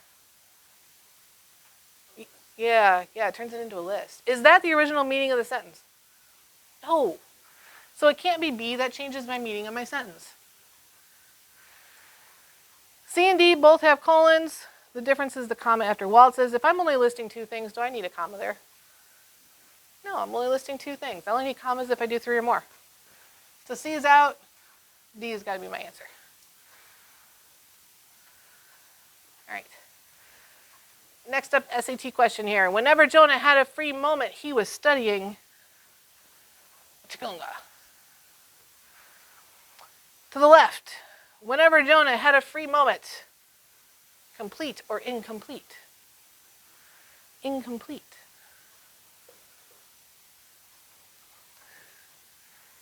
He was studying, complete or incomplete? Complete. Verb, subject he, verb he, or blah, blah, blah. Subject he, verb was. You can also do was studying. I'd take either one.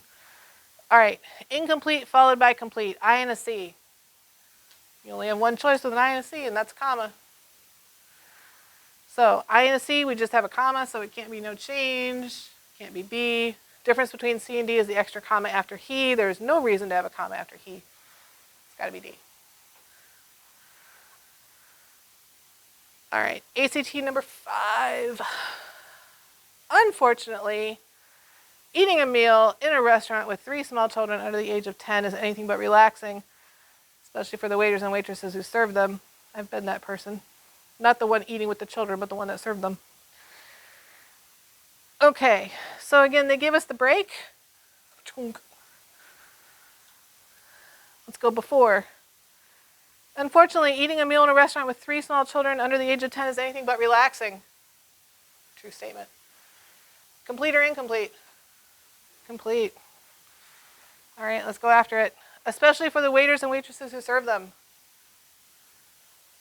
Yeah, no bueno, okay? Again, if you're not sure, you've got a for, that's a preposition.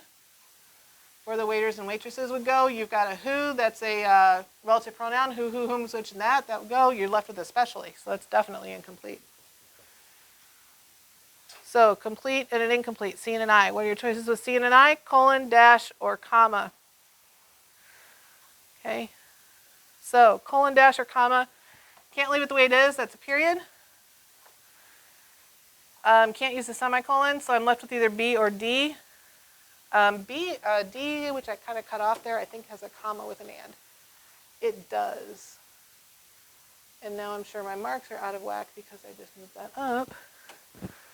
Okay, so we'll fix that.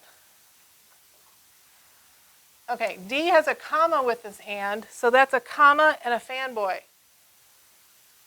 Well, I only put fanboys if I have a C and a C. I don't have a C and a C. So I can't choose D because I shouldn't have a fanboy. It's got to be B. Ma'am. I'm so glad you asked about that. That's going to be coming up in just a few pages. So hold that thought. That will be coming shortly. Okay, any questions on this? We good? All right.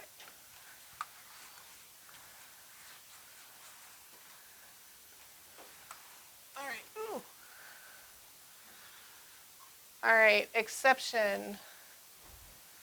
Oh, I erased that C and the C again. Stop that. Semicolon, period, comma with a fanboy. All right, so it wouldn't be English if we didn't have exceptions. So exception number 1, if you have one subject performing 2 actions, then you do not use a comma, even if you have a C and an I or an I and a C. Okay, so what does that look like? Here's an example. Wrong version. The thief stole my television and jumped the fence. Okay? So your subject is thief, and then what's your thief doing? He stole and he jumped. He's doing 2 different actions. So if your subject is doing 2 actions in your sentence, you don't want that comma. Okay, that's how this exception works. So let's look at how it shows up on a test. Here's your ACT number 2. I wondered how Snowball had learned to dance and asked his trainer. Be careful with this one. What's your subject? Who's doing your action in your sentence?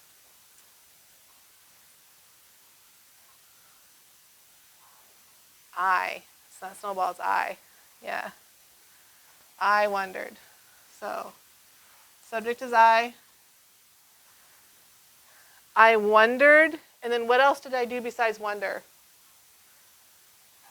I asked, yeah. Okay, so I have 2 verbs. I wondered and I asked. If I have 2 verbs that go with my subject, I don't want that comma. So it's B. That's how that exception works. This is the harder of the 2 exceptions. Okay. All right, any questions on that? Okay.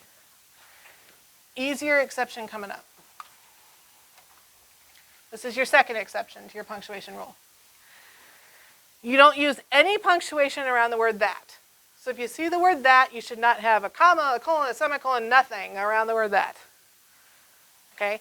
Now there are exceptions to this exception, but you can pretty much follow this rule like 95% of the time and you'll be fine. So we go for the 95% on this. So here's your wrong version. The report indicates, comma, that the pollution around Beijing has reached an all-time high. I have the word that, which means I should not have the comma. Okay, it's that simple. So don't make this one hard. So SAT number 11, what you should remember from this whole ordeal is, colon, that there can be no progress without sacrifice. Again, I have the word that. Ditch the colon. Doesn't need to be there. Okay, so it should be B. Right. Okay. All right, commas. Let's talk commas.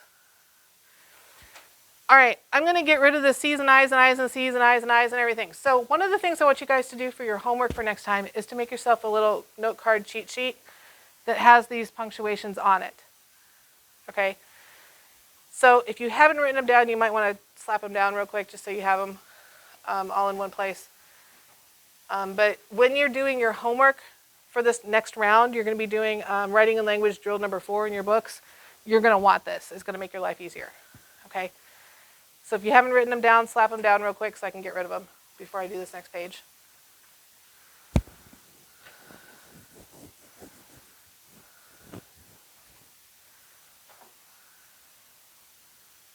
Writing and language drill 4 is in your book. It's on your syllabus. That's how you're looking. Okay. All right. I'm going to get rid of them so I can keep going. Ta-da. All right, let's talk commas. So commas are probably the most versatile piece of punctuation we have, but they're also the most overused piece of punctuation we have. On these tests, there are 4 reasons and 4 reasons only to use a comma. If you follow this advice in life as well, when it comes to your writing, you will have far fewer punctuation errors. Okay, so the 4 reasons. Your first reason to use a comma is your stop punctuation. This is your C and the C, which we've already talked about. Your second reason to use stop punctuation, or your second reason to use a comma is for go punctuation. This is your C and an I, or an I and a C, which we've already talked about. Your third reason to use commas is for lists, and we're going to get to your Oxford comma question right here. If we have 3 or more things in a list, we must use commas. Okay, So in school, you're taught that you don't have to use what's called the Oxford comma. The Oxford comma is that comma that comes before the word and, okay? So right here where it says other lists, Snowball seems to like best the music of Beyonce, Lady Gaga, and Queen. This comma right here after Lady Gaga before the word and, that's the Oxford comma. On these tests, you must always use the Oxford comma. If it's not there, it's wrong, period, end of story. Okay, it has to be there. All right, so don't get those questions wrong. That's an easy one to grab. Easy point. All right, let me move this up. And we'll look at a test question that actually has that on it. SAT question, his top choice schools were Harvard, Yale, and Princeton. Again, right there, it's missing that Oxford comma. You need to have it. If it's not there, it's wrong. It's got to be B. Okay, comma goes before the word and, not after. I get people doing this all the time. See, I don't know why. All right. That's the third reason to use a comma. Fourth reason to use a comma is unnecessary information. So when you have unnecessary information in a sentence, it can be set off in one of three ways. You can either have a comma on both ends, you can have a set of parentheses, or you can have a set of dashes. Any one of those is perfectly legit to set off unnecessary information. But here's the deal, they come in pairs. You can't mix and match. You can't have a comma on one end and a dash on the other. That doesn't work. Okay? It has to come as a set. On your test, they really like to do that to you. They'll put a comma on one end and a dash on the other. If you see that, immediately check to see if the stuff between those two pieces of punctuation is extra information. You can take it out, the sentence still makes sense, it's extra information. Make your two ends match. Both commas or both dashes. Okay? The parentheses are a little more obvious to pick out. Any questions on that? Okay. Watch out for that. They like that. All right, let's look at how this shows up in the test. There we go. Jonah, everyone seemed fairly certain, was going to get into one of those schools. Okay, so again, I'm going to immediately zone in on everyone seemed fairly certain because it is set off by commas. So I'm going to test it. I'm going to take it out. If my sentence still makes sense, it's extra information. Jonah was going to get into one of those schools. Yep, still makes sense. Still have a complete sentence. I'm good. So that means this was extra information. It should be set off by commas, dashes, or set of parentheses. So it's already set off by commas. It's good. It's fine just as it is. Leave it alone. Okay. ACT question. Many people point to dog dancing competitions to argue that birds are not the only animals that can dance. There's nothing that's set off by punctuation here for me to test. Okay, so I got to see what they're trying to do to it. Let's go to B. They're putting commas after argue and a comma after animals. That would make everything between those commas extra information. So let's see if it worked. Many people point to dog dancing competitions to argue that can dance. No bueno, that did not work. Okay, so B did not work. That doesn't make sense. I'm not left with a complete sentence. So B is not my answer. C, I have a comma after argue. Wait a minute. What word is directly after the word argue? Do I want punctuation around my word that? No, that was my second exception, right? So it can't be C because I got a comma and I got a word that. I can't put those two things together. I actually could use that same argument on B. D, they took that out, and they put one after animals. But again, I have a comma right after, I have a that right after that comma. I can't do that either. So I'm left with no change. Just leave it alone, people. It's fine. Okay. All right, number 12. In 2004, no one could have predicted that Facebook, started by just a few college dropouts, would become the tech giant it is today. So they're messing with the punctuation after dropouts if I look at my answers. Anytime you see a question where they're messing with the punctuation after a word like this, and they only give you one word to play with, look at the punctuation in the rest of the sentence and look for something that matches. Zone in on that first, because it's the easiest thing to test. I see a dash right here. And yes, there's a colon here, but this dash is closer. So look for the one that's closer. I see a dash here, so I'm going to zone in on the one that matches it. I'm going to try D first. If I have a dash and a dash, that means everything between the dashes is extra information. Does that work if I take it out? Yeah, that works, right? So it's got to be D.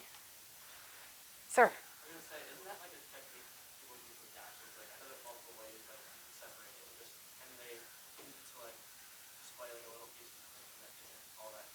Yeah, it's extra information. They're setting it off. Yep. Dashes, two commas, or a set of parentheses. Any one of those can set off extra information.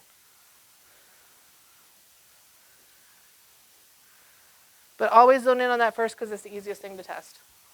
Zone in on the one that matches. Okay. All right. We have a gnat.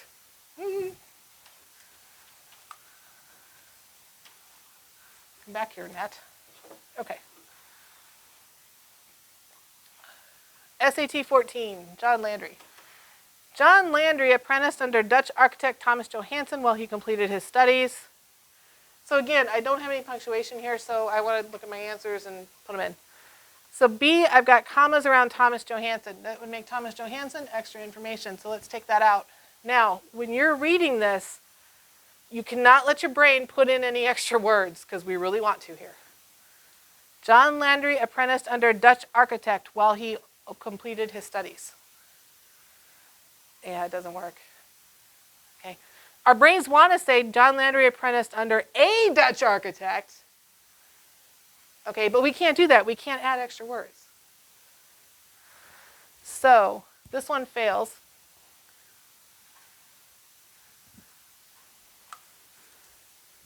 C, we have a semicolon here, so that's going to put our break there, and then they put a comma after Thomas Johansen. But let's just focus on the fact that C and D both have a break after architect, okay? So again, let's do our C's and I's. John Landry apprenticed under Dutch architect. Complete or incomplete? Again, cannot add a word. Thomas Landry apprenticed under Dutch architect. No, it's not a complete sentence. If it was a Dutch architect, we'd be okay. But under Dutch architect, no. So incomplete. Thomas Johansen while he completed his studies. Also fails. Not a complete sentence. So if I have an I and an I, my punctuation rule for an I and an I was no punctuation. I'm not supposed to have anything there. So that's going to rule out C and D. So leave it alone. Okay. All right. So that was that. All right. So now, that's kind of the end of regular grammar. We're going to talk about Plan B here. So let's say you've done everything we've done so far and you still don't know if you have the right answer. Well, there's a Plan B. Always have a Plan B. How can you tell if you have the right answer? Does it meet your 4 C's? Is it complete, consistent, clear, and concise? So the first C, complete. Is your answer a complete sentence? Does it have a subject and a verb, and does it form a complete thought? Okay, we've already done quite a bit of work with that, but always check it. Is it a complete sentence? If it is, then you've possibly got the right answer. If it's not, then you know you're wrong. Is your answer consistent? Everything in your sentence should be consistent. This is also called parallelism. Okay, so when you look at your list of topics on a test, you'll see parallelism, you won't see consistency, but it's the same thing. Types of consistency. 1, verb tense consistency. We talked about this. See error number 2 if you want to review it. Second type of consistency, pronoun consistency. See error type number 3. We talked about that. List consistency. We haven't talked about this, so let's go through this real quick. All your items in a list have to have the same structure. Okay, so here's your wrong example. In chess, remember these 3 goals. Get your pieces to the center, capture the opposing pieces, and attacking the opposing king. Who's the odd man out? Who doesn't belong? Get, capture, and attacking. Attacking, yeah. He's the odd man out. He doesn't belong there. Okay? They need to be in the same form. Get, capture. Should be get, capture, and attack. Okay? They either need to all have INGs or none of them need to have INGs, but they should all be in the same form.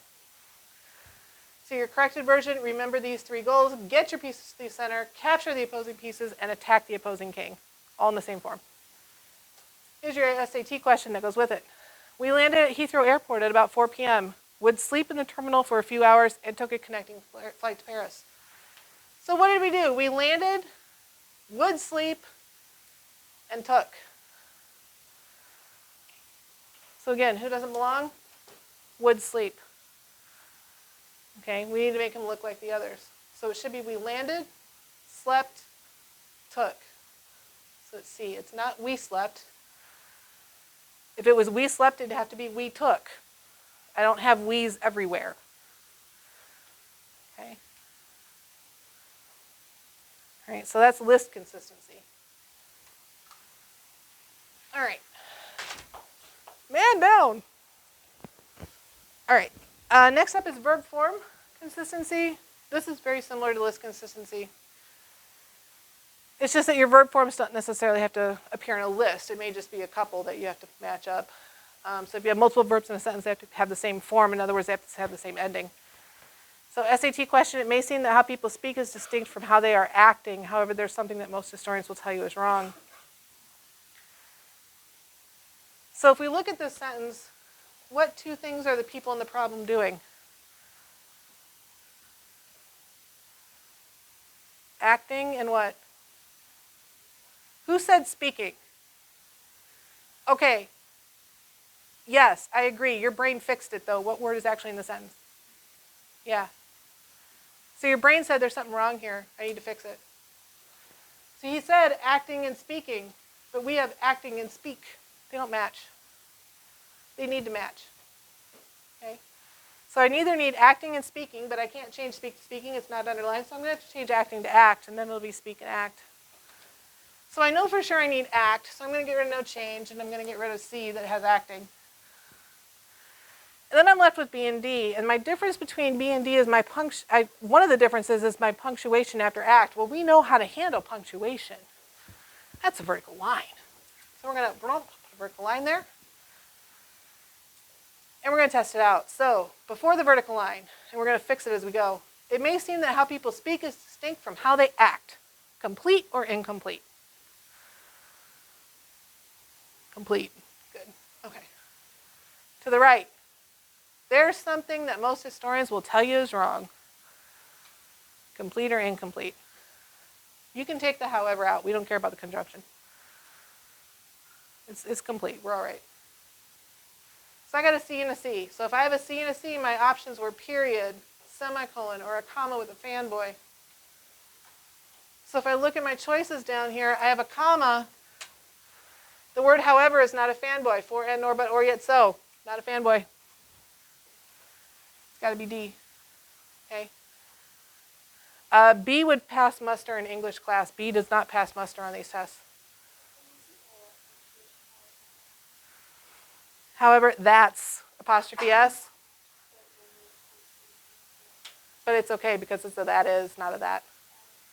Yeah, I know.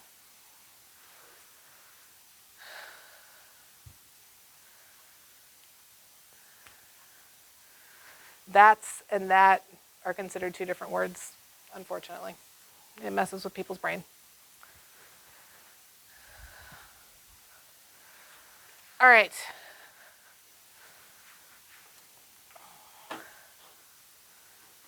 Clear. Let's talk about clear, our next C. The meaning of your sentence has to be clear. Okay, so we have different types of clarity. You have your pronoun clarity, which is C error type number 3. So we talked about that, where your pronoun has to stand for only one and one thing in the sentence. Your next clarity is your comparison clarity. You have to make sure that your comparisons are clear. You have to compare apples to apples. So what do we mean by that? Here's your wrong version. Her hair is longer than any other girl in school. Okay, so in this one, what are we comparing? We're comparing hair to girl. her hair is longer than any other girl. I don't want to compare hair to girl. I want to compare hair to hair. I have to compare the same things. So here's your corrected version. Her hair is longer than that of any other girl in school. So now I'm comparing hair to the word that, which is a pronoun, standing in for hair. So now I'm comparing hair to hair. Okay? The other thing to notice about comparison problems is that you should always be using the word than with an an, not en. And they will throw ens in your answers, so you can always just rule those out.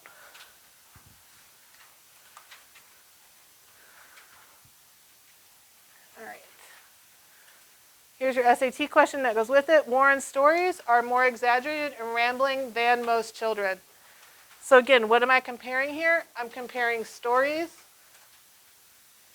to children.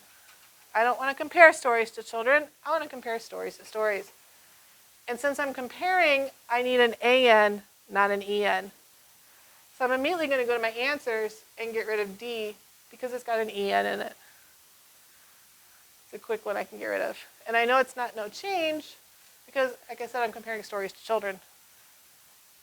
Okay, so I'm left with B and C.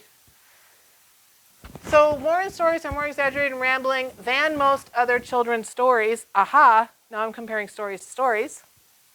Or C, Warren's stories are more exaggerated and rambling than those of other children's.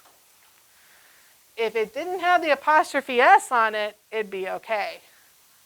But that one fails because of that apostrophe S. Okay. All right. Last topic under clarity. Nope.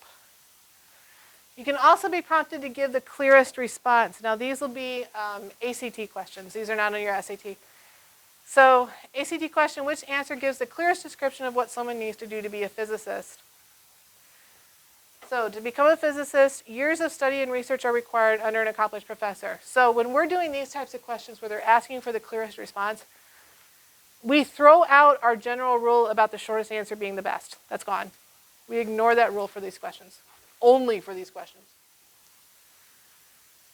Okay, so to become a physicist, years of study and research are required. Okay, so we had this opening phrase, to become a physicist. Right now it's currently describing years.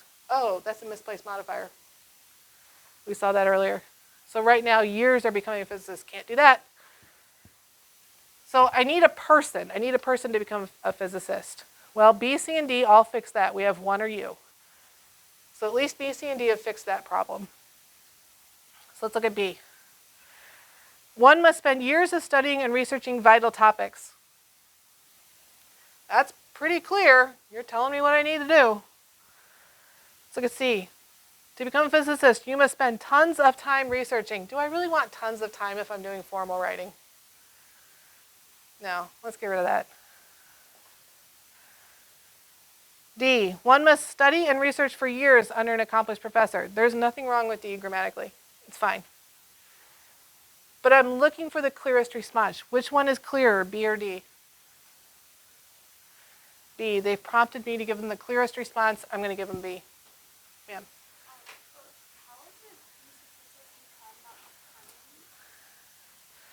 To become a physicist, one must spend years of studying and researching vital topics under an accomplished professor. You don't have to, they're both present tense. All you do is make your tenses match. As long as they're present tense, we're okay. We're not creating a list. In order for our verb forms to have to match, the ing and the ing, it needs to be a list. And we're not making a list with those things.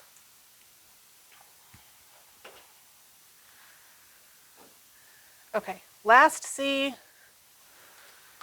is our concise. And we've already kind of talked about this rule. The correct answer, free of any errors, is going to be the shortest one. So, it is precisely this isolation that has led many scholars to believe that Appalachian English is alike and similar to the English spoken in Shakespeare's time. So, alike and similar, they mean the same thing. We don't need both, pick one. So we'll go with B. Whatever the case may be, Appalachian is a fascinating dialect, and we can only hope it persists against the onslaught of mass media. Whatever the case may be, that's slang. Doesn't need to be there. Be that as it may, that's just as bad. All things considered, that's just as bad. Start it with appellation. Okay. And I think that's the end. Yeah, the rest of it's advanced grammar. That's stuff that y'all can go through on your own. If you have questions on it, let me know. Okay. All right, guys, homework is in your syllabus. And again, if you have questions on it, let me know. Thursday is the Zoom session from 8 to 8:30 if you need help. Drop in, drop out kind of situation. Okay? So there's quite a few differences, actually. The main difference is in how they ask the questions. Okay? The content-wise, they're almost identical except for your ACT science section. Okay, that's the only kind of elephant in the room, and that's actually what we're going to cover next week. Oh, guys, if you are not taking the ACT, and I think I only have like one person who is absolutely confirmed I'm not taking it, do not come next week. If you're taking the ACT, be here next week. But that's the main difference, is that science booger. Everything else as far as content is virtually identical. Okay. Thank you. No problem. And how they word the questions. The ACT questions are much more straightforward. Yeah. You too.